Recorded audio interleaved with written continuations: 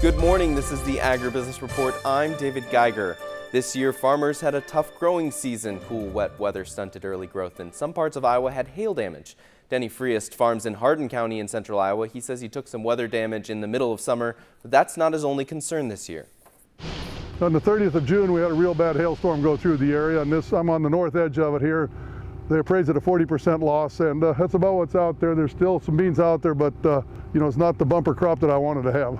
I'm Denny Friest. I farm here between Radcliffe and Garden City, Iowa. Here's a better plant, but even, they got bruises all along here.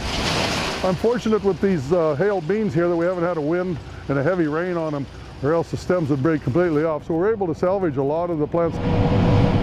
So my yield monitor here is running 30 to 40 bushels an acre. My other fields that weren't affected by hail was running 60 average. These beans are knee high, and normally they should be waist high.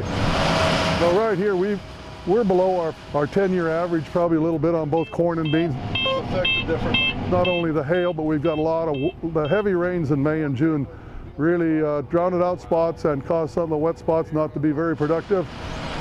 15 inches in about a week, 10 days period of time. A lot of times we'll come here and we'll replant beans if we can get out in the field, but them ponds stayed wet clear into the middle of July this year. Not everything's high yields and high prices, is it?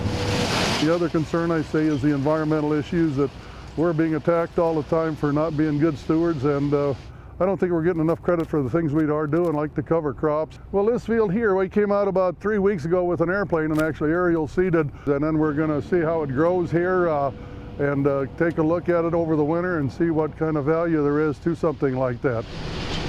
We as farmers are all trying to do the best things we can for the soil and to keep it in place and to maximize our yields at the same time. Friest says he uses oats and rye as cover crops because they winter kill, meaning they die during the winter, so he doesn't have to use herbicide in the spring.